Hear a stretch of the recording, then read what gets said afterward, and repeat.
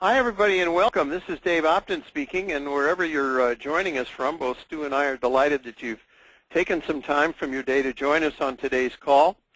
And I certainly hope it's warmer where you are than it is where I am at the moment.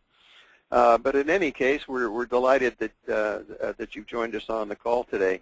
I have a couple of things that I wanted to mention before we get into this, particularly for those of you who are new to the call, so that you have are comfortable with kind of the format and how it works. First of all, even though you see, if you're joining us online, you can see the slide there that has the contact information, a little background information on both myself and Stu. But this isn't like a formal webinar similar to what most of us are used to. This is, in essence, more like a teleconference call, if you will. So we have neither Stu nor I have a formal presentation or anything like that, although certainly as members of ExecuNet, you've got access to all kinds of webinars on demand that are scattered throughout the site that are available to you on a wide variety of topics. But the idea of these six-figure calls is to give you the opportunity to raise questions on whatever subject is on your mind, that you feel that one or both of us might have some insights on. Whether or not we'll have, plug-and-play answers, that I don't know, but I can assure you that we certainly would have an opinion and are more than happy to share that. So in essence, we're just here as resources to try to help in whatever way that we can. The way you do that, if you're not familiar with it, is you just go ahead and post your question. If you look over there to the right, you will see you kind of chat the questions to us, if you will. It's pretty obvious where they are, and just put them up there. It works pretty much like instant messaging. And we will get to as many of those during the course of the hour as we can. And lastly, I would certainly say that, as always, we're very interested in your feedback and hope that you'll take some time afterwards to share that with us, because that kind of feedback, it helps us kind of to keep moving in the right direction in terms of our goal, which is first and foremost always to deliver value to you. So I hope you'll take the time to do that. For those of you who aren't familiar with Stu, let me just take a moment to introduce him to you, because I'm delighted that again he's agreed to join me on this call. Stu Levine comes to us, and one of the reasons I'm so happy to have him is that he has a very diverse background, and which means that he's able to bring a perspective that a lot of others who haven't had the experience that he has, and they don't have that benefit of that. He does. And he has kind of worn many hats over the course of his career, including as an executive recruiter, an employment attorney, as well as a senior HR executive. So you can kind of see the perspectives that he would bring to career management kind of issues for sure. He has represented nationally recognized organizations in employment law matters, and on the HR side was a senior vice president for Marshall's department stores. He also, I am very pleased to say, for many years has facilitated and hosted the ExecuNet networking meetings in the Raleigh-Durham area. And he also, from an educational point of view, holds a BS degree from the University of Florida, and which is where he got his JD degree as well. But as I said, he's hosted our meetings in the Raleigh-Durham area for many years. Stu, welcome aboard. Thank you. I look forward to speaking to everyone. Okay, well, let's kind of get started here, and I'll start with a question that came in, and it goes like this. He says, my question is in regards to online profiles such as LinkedIn, ExecuNet, and others, and whether or not you should state your status or your current job title that you are that you're currently looking for an opportunity. It makes sense that doing this will ensure that recruiters and potential employers understand that you're actively searching. However, I've read varying opinions regarding whether this helps you or hurts you. Can either of you give me some guidance on this point? Well, Stu, you've looked at it from both sides, certainly as a recruiter and otherwise. What thoughts would you have? You know, the truth of the matter is there are very strong points of view about this. Some people think it's absolutely a mistake to put in that you're looking for a position because somehow that devalues you, and others, as the questioner said, think I want them to know what my current situation is. To me, I'm not sure that it really matters that much. What I think really matters more is that you have an excellent online profile.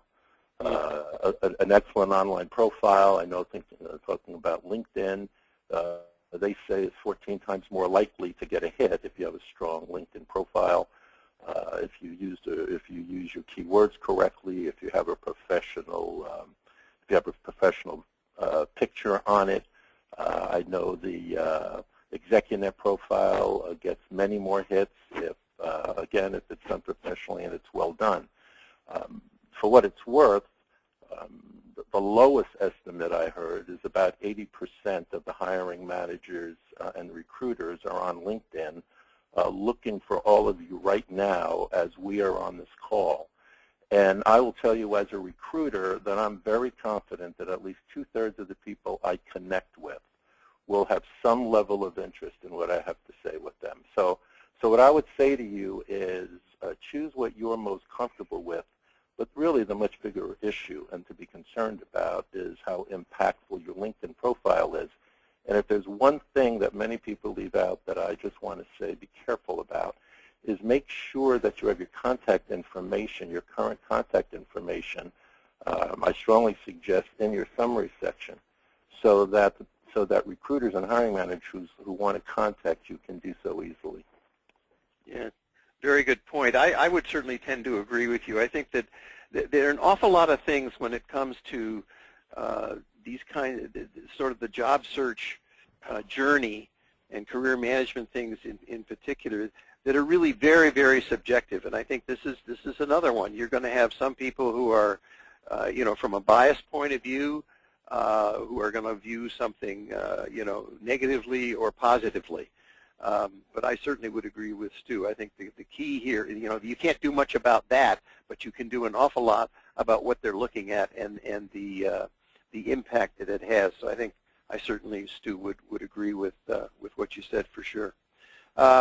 For those of you who might have come in a few minutes late and didn't hear the preamble here, this is really just kind of like a Q&A session. So if you've got questions that you'd like to ask, just go over there on the right-hand side, type your question in, and Stu and I will get to as many of those during the course of the time that we have as we can. So here's another question, Stu. This caller says, I'm 59 and a half years old, and I just got downsized.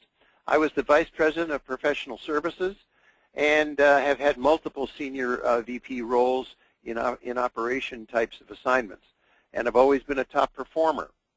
I'm concerned about prospects of connecting with another company based on my age.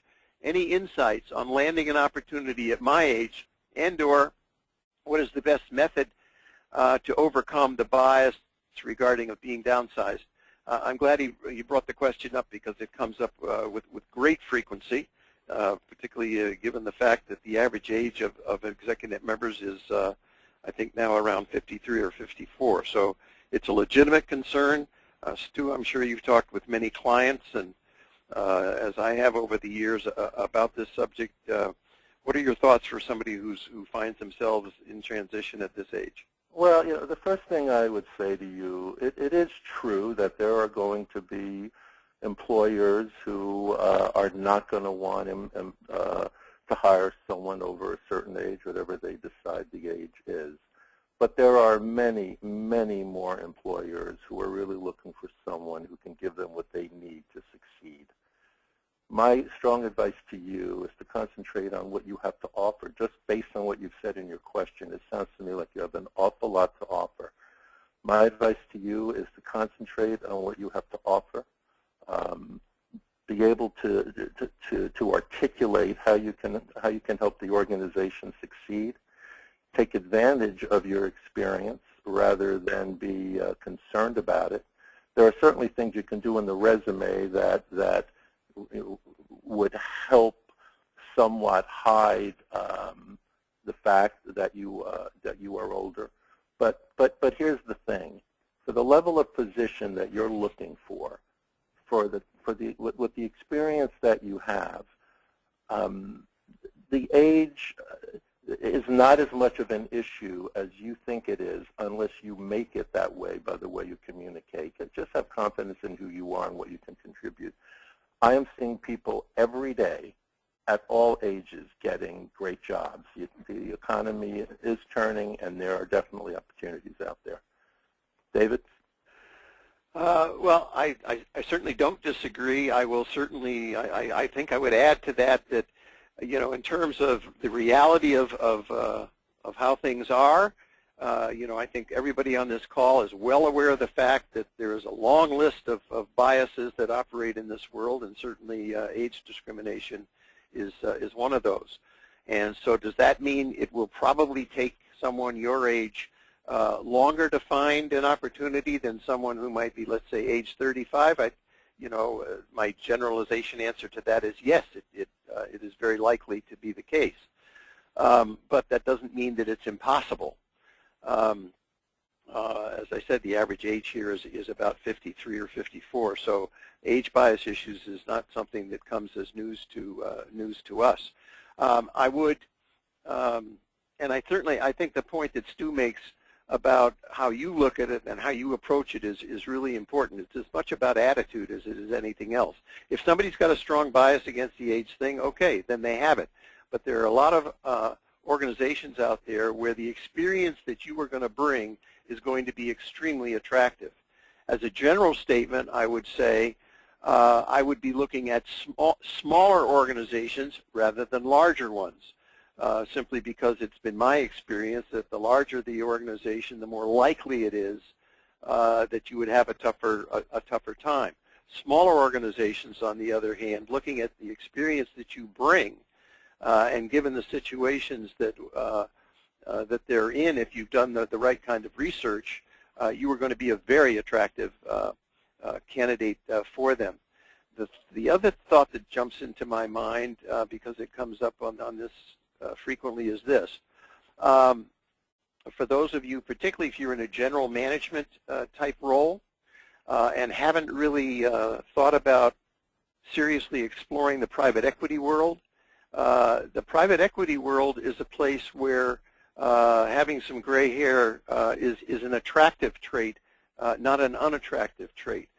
PE firms are not in the business of kind of parachuting somebody in and giving them sort of on-the-job training, if you will.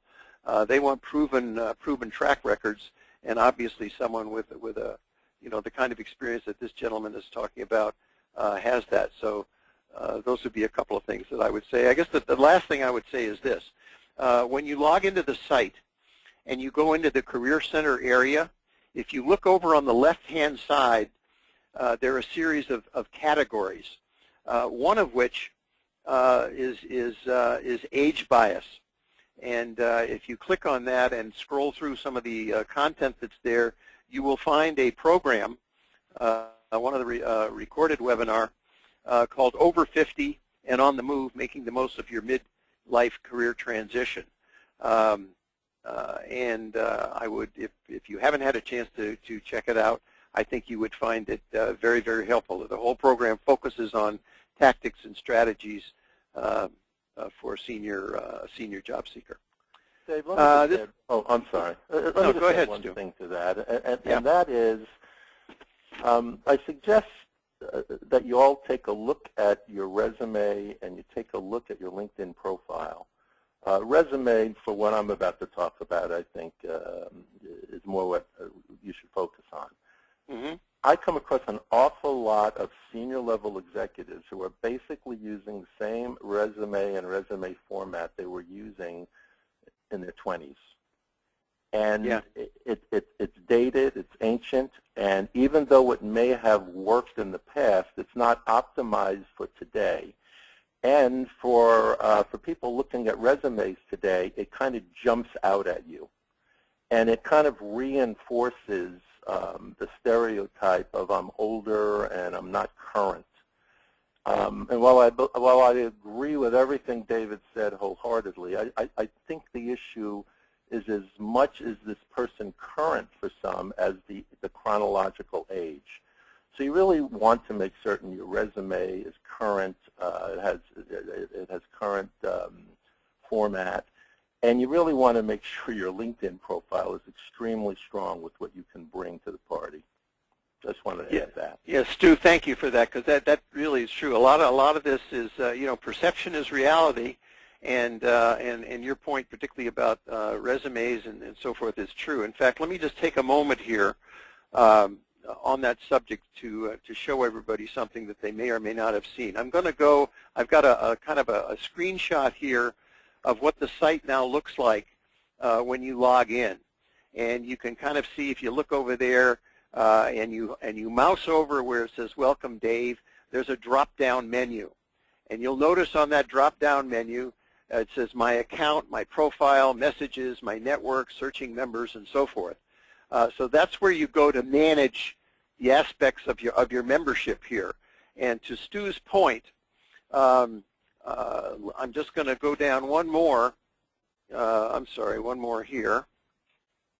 And you can see when he's talking about managing your account how we've divided the site up. And I've just highlighted 3 things here, one of which has to do with your resume. As a member here, whether you're a platinum member or a basic member, you are entitled to a resume review. And it's easy enough to schedule. You just go in, you go to My Account, you click on this link right here, and that will get set up for you. To Stu's point about profile, there's a whole section here on profile. You can go in, you can edit it. And to Stu's point again, we have a ton of members, for reasons I cannot understand, who have profiles up here that are certainly acceptable. They don't have a picture. There's a message in there when there's no picture there. And if you've got a picture on your LinkedIn profile, it's easy enough to put it on your profile here. But to Stu's point, as I said, without it, it kind of says maybe this person isn't quite as with kind of what's going on in the world in 2015 as they might think.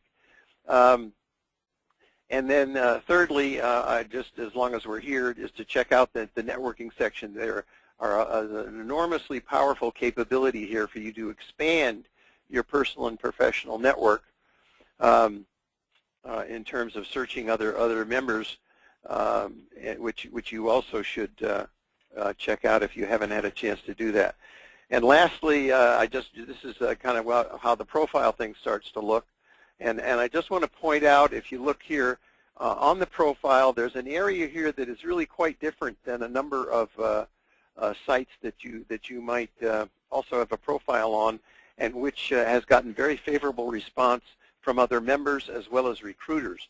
And that's over here on the left where it's talking about more about me. And if you just look here, you can see that there are about 10 or 15 sort of statements here that give you the opportunity in your own words to talk about your reaction to what that's saying, such as traits I most appreciate in others or most important lesson I've learned in business. I think you can appreciate that if you took the time to share your thoughts there, whoever is looking at your profile, and keep in mind that this profile is the first place that other members come, and it is the first place that recruiters come. It gives them a much better sense and feel for you as a person, as opposed to simply someone who has been a senior level executive for X number of years. So, Stu, I just thought I would take a moment here to share that, since it seemed an appropriate time to do it. Anything you want to add? No. Okay. This person says, I recently had the position of VP of International Sales, resigning my position at the end of 2014.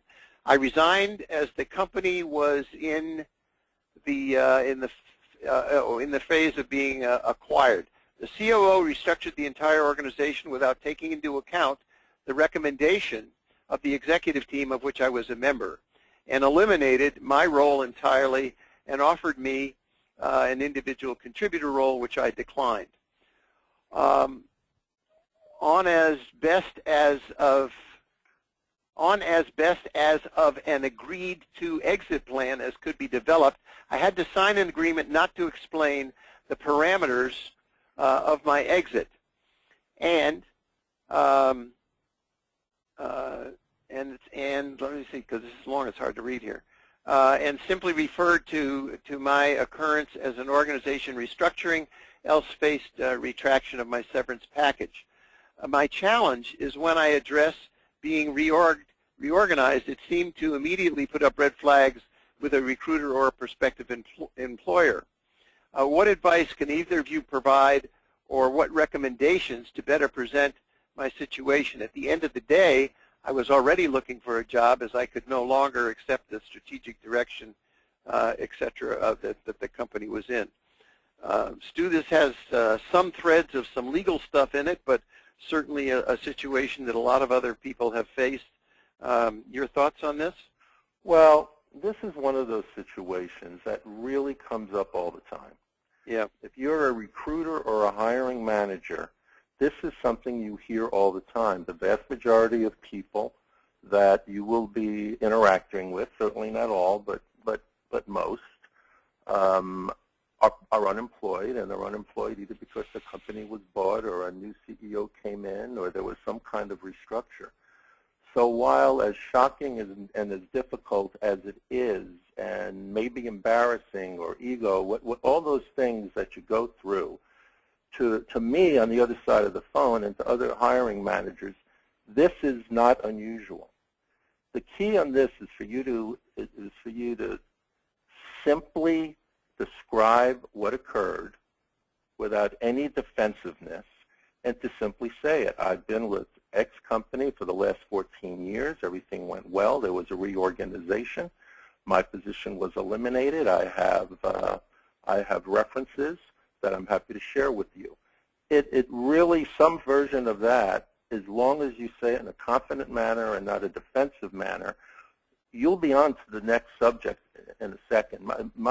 It takes reflection, getting through it. It's something you got to work through. But if you communicate in a positive manner, I really don't think that's going to be much of an issue. David? Fair enough. This caller wants to know, how can I target foreign-based companies with operations in North Carolina or the Southeast?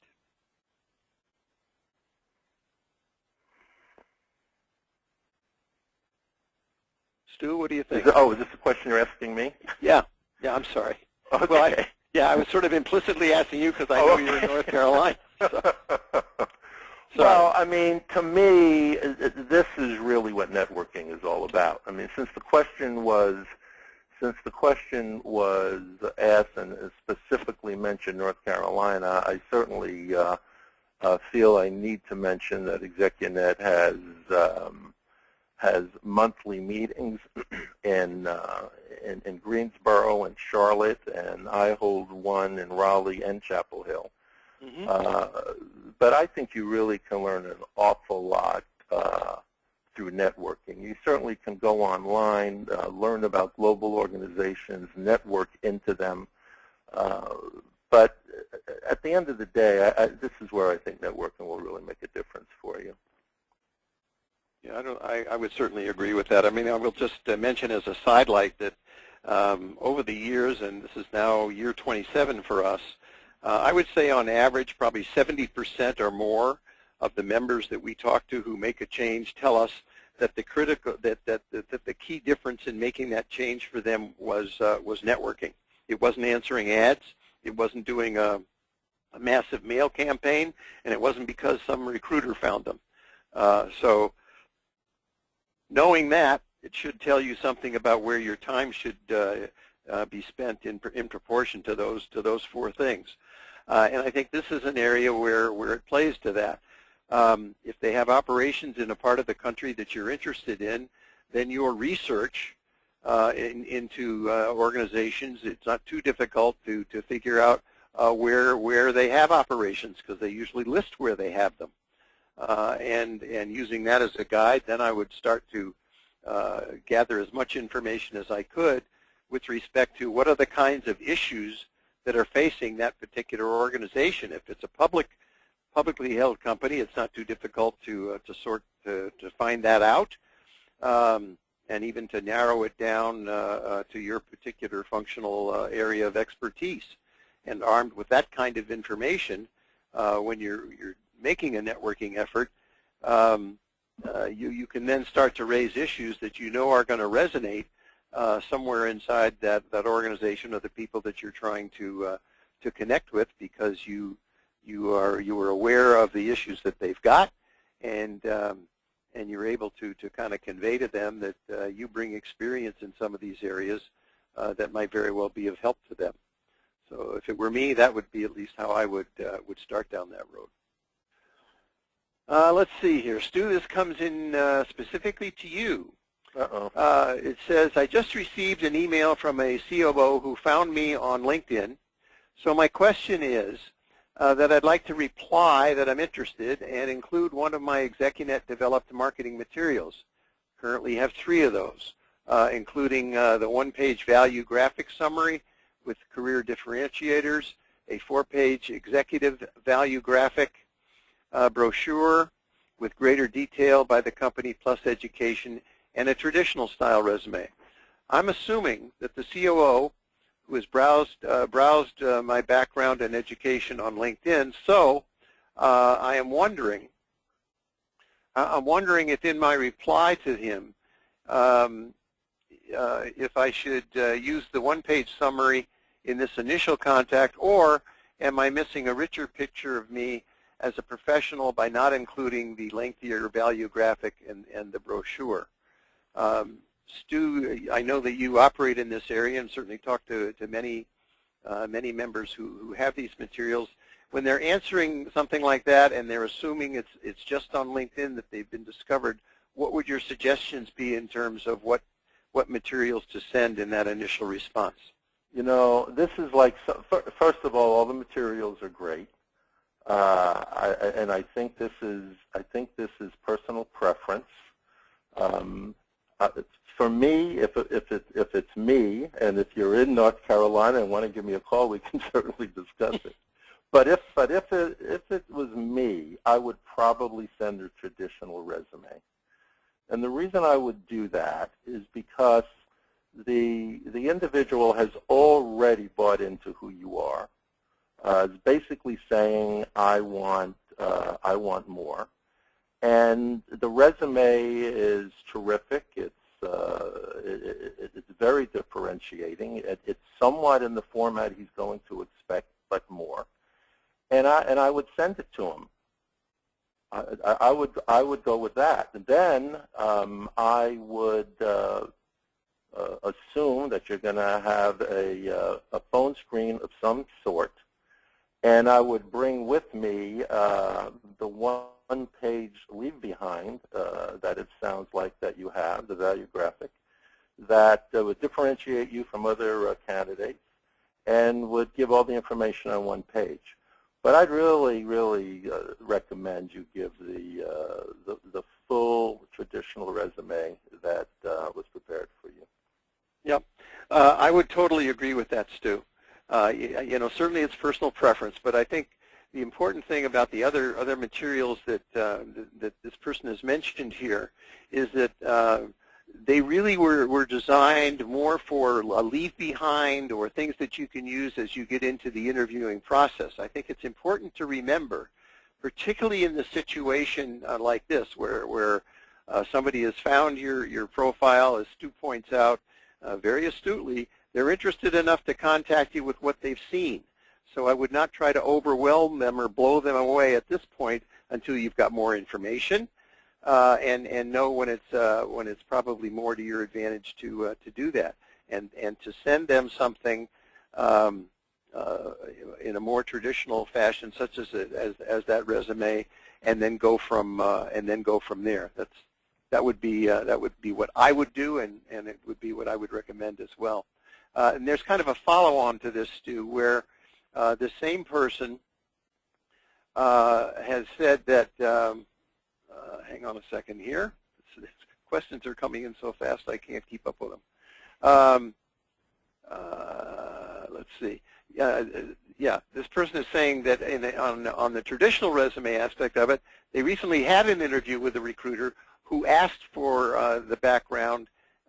She gave the background to the recruiter, including the materials, and the recruiter came back and said that their client, who was in their 40s, preferred to see a traditional style resume, so had her send that in as well.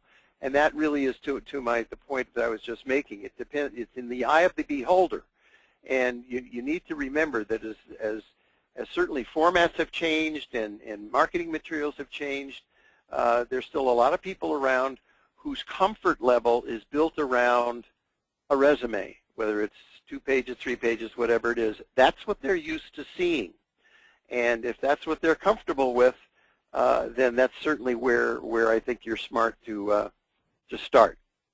Stu, any other comments on that? No, I absolutely agree. Okay. Absolutely. Let's see. Okay. Do either of you have any comments on resume length? Is 2 pages plus for an executive acceptable and something that you would read?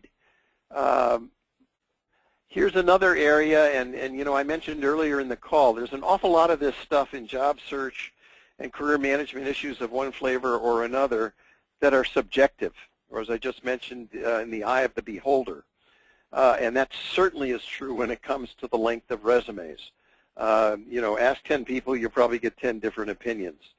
So I think at the end of the day, it's your resume. You have got to be comfortable with the format, with how it presents you as a professional, and if that turns out to be 2+ pages instead of just 2, or if it turns out to be 4, whatever it is, that's okay.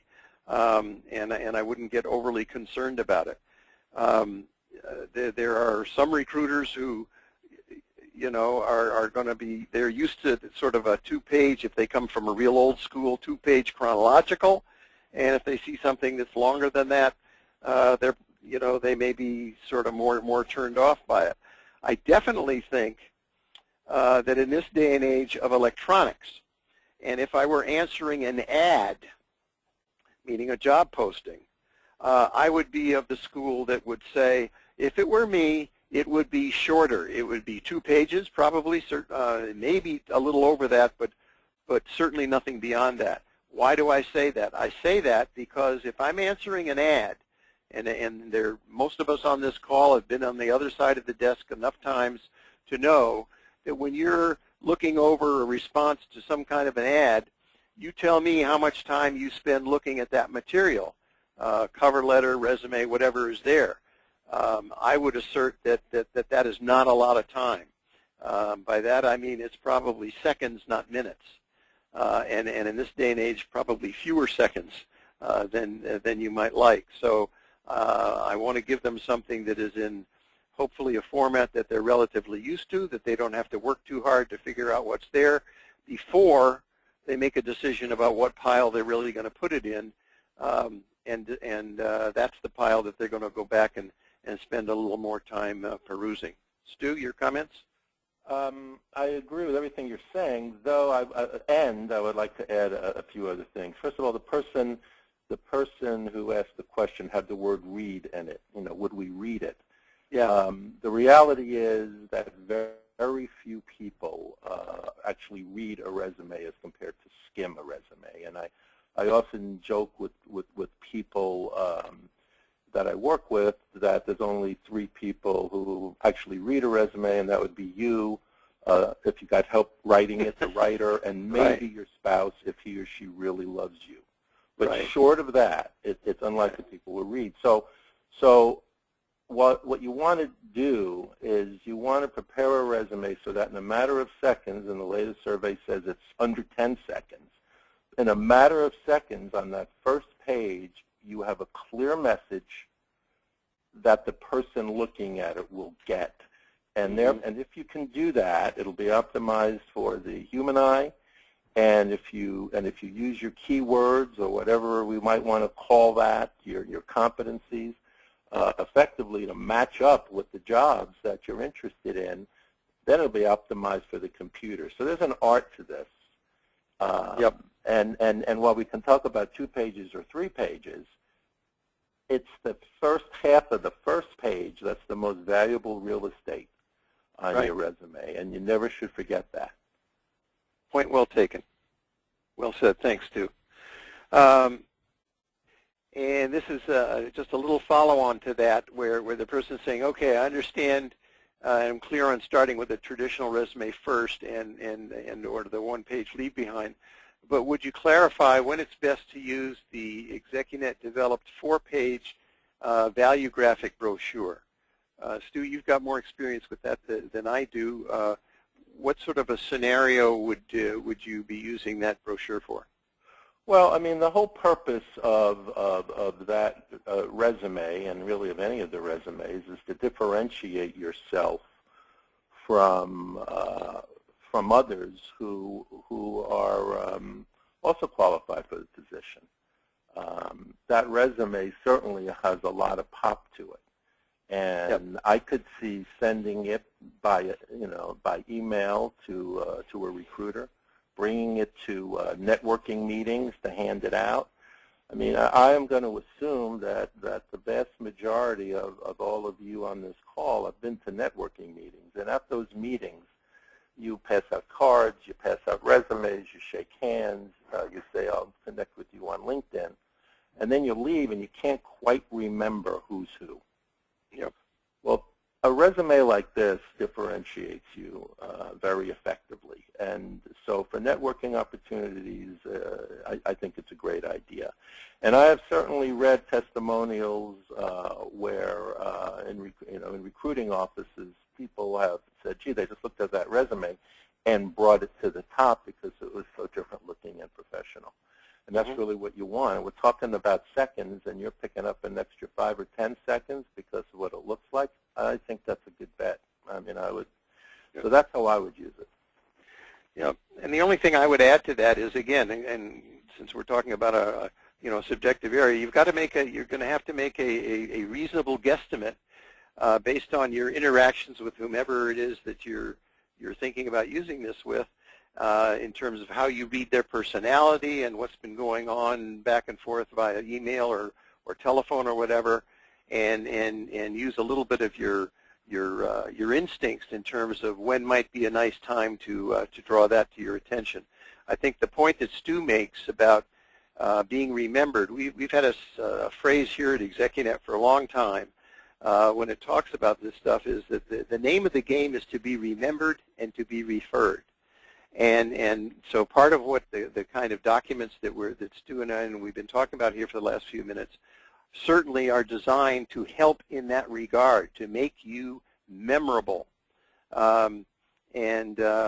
So in situations where you want that to be the case and you think the timing is right, that is certainly where I would try to put something like that to use.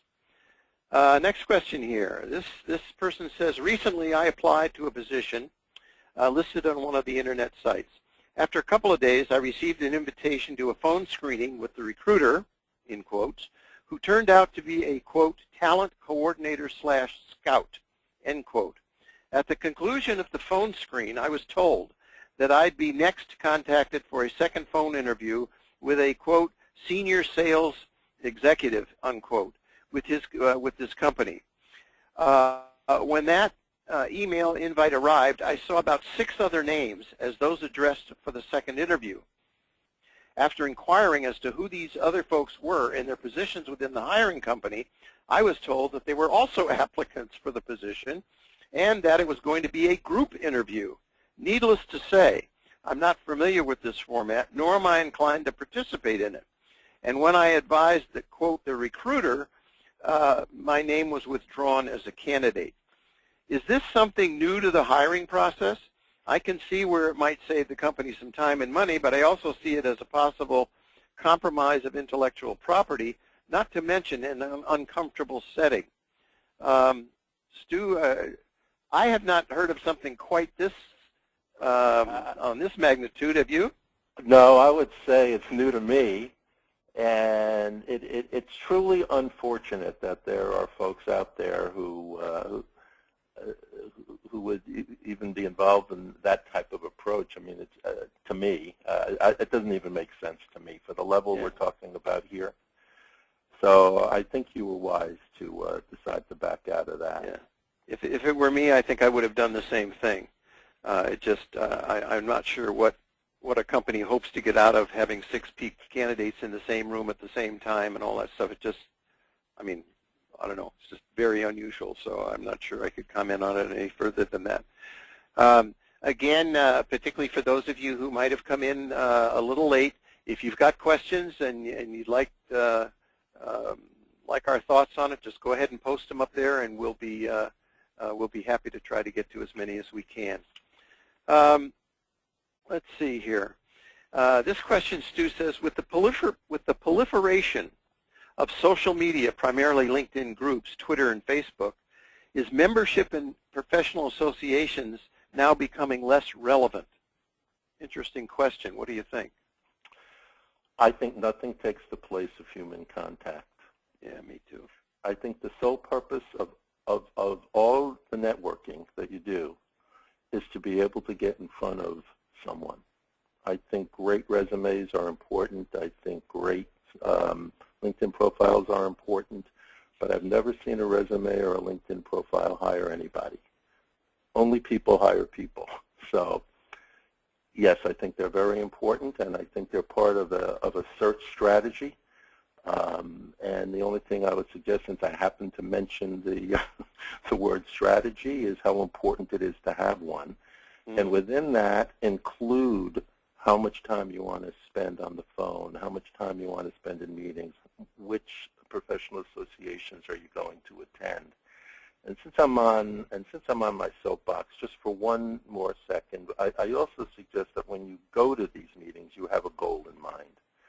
That you just don't go to be there, but rather you go, and in your mind, maybe there's someone there you want to meet, maybe there's a certain number of people you want to meet, but have that goal in mind, achieve it, and feel good about it. But short answer is, I think associations are very important.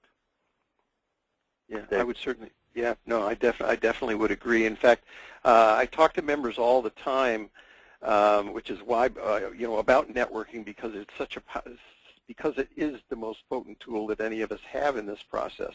That being said, and certainly speaking from my own personal experience, because I've been through this a couple of times in my career, understanding intellectually what effective networking is and applying that to yourself are two entirely different things. And for a lot of us, it's extremely uncomfortable, at least initially.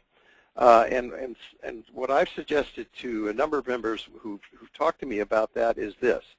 I said, to get you started, I would suggest you do 2 things. One, and it's on this point, if you are a member of a professional association associated with your particular function, and you've not had an opportunity to become really active in it, I would get active. Most of them have local chapters. But I would become active. That means not just having your name in a directory somewhere. It means going to the meetings for all the reasons that Stu has already suggested. And secondarily, I would pick something on a personal level that interests you and that maybe you haven't had a chance to get involved with because you've been so busy. And I don't care if it's coaching soccer or collecting stamps or model railroading or whatever, but something that you are personally interested in, and I would get involved in it.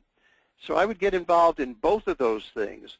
Yes, because I want to expand my personal and professional network. Yes, but not behaving there like it's a means to an end, but rather you're attending it because you do have personal interest in it. Will likely get something from it for that reason, and won't be going there worried about how many business cards you can collect, but rather to maybe begin some relationships that could lead to other things that help in the process. I will tell you, a lot of the members that I talk to, when they talk to me about having made a change, interestingly enough, and another reason to get out and about is because when they look back over the chain of events that led ultimately to their new position, it started with somebody they didn't know at the beginning. And the only way I know to meet people that you may not have had the opportunity to meet yet is to put yourself in a position where you can do that. So that would be what I would add to that, Stu. Let's see here. This person says, it's a very hard experience for me with many more downs than ups. And when you work so hard to finally get a face-to-face interview and end up with a rejection, it makes it even tougher. Do either of you have any suggestions on how to deal with the energy-draining feeling that comes with rejection? Stu, I'm sure you've talked to as many people as I have and may have experienced some of this yourself along the way. What thoughts might you have?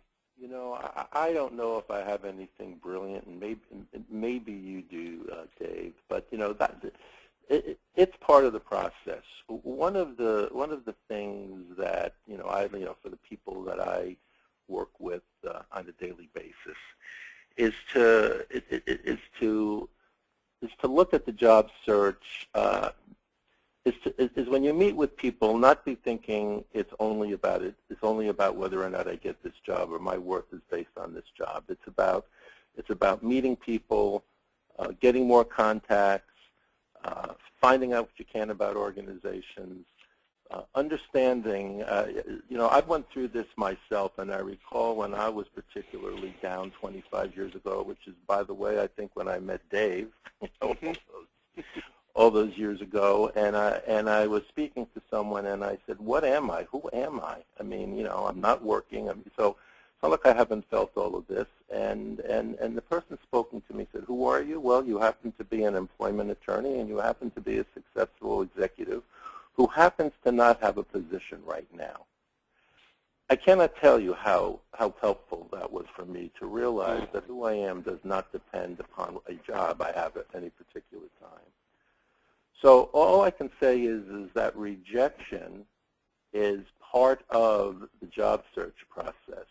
But there's something we all learned when we were kids, which is busy hands are happy hands. And if you have a plan and you do what you need to do, you're going to have another person to meet, you're going to have another job interview, and you're just going to get that next job. I mean, that's the best I can do, and I believe it. I believe in it. David? Yeah, I think that's very well said. As I mentioned earlier on the call, I've been through this process not once but twice in my life. It didn't take me more than a nanosecond to know that I sure as heck didn't like it.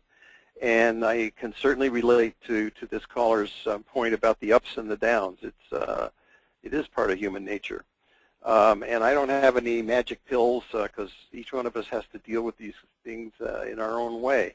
I think that the point, Stu, that you make, and it was it's something I know that's come up with a lot of members that I've talked to at a time when they're having a tough week. And that is, and I think that the person that talked to you was saying the same thing, and that is that the things that have made you a successful business person, they haven't gone anywhere. Those were things that you bring with you no matter where you have worked. And I know that's easier said than done, and I know that we don't always, we're our own toughest critics, and it's very, very easy to, to be our own harshest critics, as we all know. But that fact is true, and I usually tell people that I think the important thing here is to try to be as realistic as you can about what this process is going to be all about, because which is why I'm very hesitant. I get asked frequently, well, Dave, look, I've been, I'm a senior vice president with 20x years experience, 50 plus. How long do you think the search will take? And I'm extremely hesitant to put any kind of a number out there, because most of the people that I've come across in this network are kind of type A personalities, meaning they're very action-oriented. And I'm desperately afraid that if I say, well, my guess would be somewhere between A and B, that they're going to start circling dates on their calendar, and when that doesn't happen, they're going to be, beating themselves up and saying, God, this must be something wrong with me. I get the same reaction when people, and this is a trap that a lot of people fall into in this day and age, and that is they They invest an enormous amount of time responding to internet job postings and not hearing anything, and immediately translates to, oh my God, there's something wrong with me, when in fact it has nothing to do with you. It is the way the world is. So I think what I'm talking about, trying to be realistic, is to set performance standards for this process that you believe are realistic, not unrealistic. And most of us have a tendency to do that. The last thing I would say about it is, because we all can kind of cope with these things in different ways, if you feel you really need help, then go get it. There's nothing wrong with it. And sometimes, and I know I personally found this very helpful, to be able to talk to somebody who was not as emotionally involved in this as I was, and were able to put a number of things in much better perspective than I was able to do myself. That's a little bit of what coaching is all about. And some people benefit from it, and others people feel they don't need it. So that's about all I would have to say on it. And as I said, there's no magic bullets, that's for sure. And Stu said the same thing. Let's see here. This person says, I'm targeting a specific geographic area in my job search for an executive position. However, it's in another state. Do you think I would increase my chances of landing a job sooner in the targeted area if I were to relocate there during my job search? Stu, what do you think about that? Well, I mean, this is one of those situations where, I don't know, since I'm speaking to a large group, what everyone's resources are and whether or not they're able to do it, whether they're able to make that move or not. I live in a part of the country that's very desirable place to live, and a lot of people call and say, they really want to move here once they get a job. And people who live here and who have the jobs here kind of hear that on a regular basis. And I think there is definitely an advantage of living where you want to work. It's easier to network.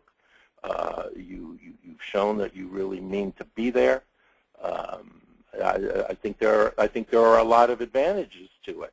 That being said, it doesn't necessarily mean you're going to find an opportunity sooner than you would have if you didn't move right away. I mean, people are relocating every day from place to place. So I certainly wouldn't suggest to someone you should move, but I am equally confident, and I'll be happy to hear what you say, Dave, that living in an area that you're committed to moving to is an advantage because you're there. David? Yeah, I think there is some truth to that. Although when it comes to really senior level positions, I really don't think that most organizations would let relocation stand in the way of hiring a candidate that they really wanted. But obviously, from a cost perspective, yeah, all other things being equal, they might very well be prone to go with a more locally based candidate. But I think I would agree with Stu. I think if it were me, I probably would not move there just because it was an area that I really wanted to live in.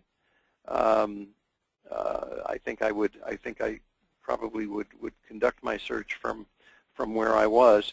The only exception I might make to that is depending on if I was living in a relatively rural area or something like that, and it would make more sense for me from a recruiting perspective to be in a more metro area. I might consider doing that, but in general, I probably have a tendency to kind of stay where I am.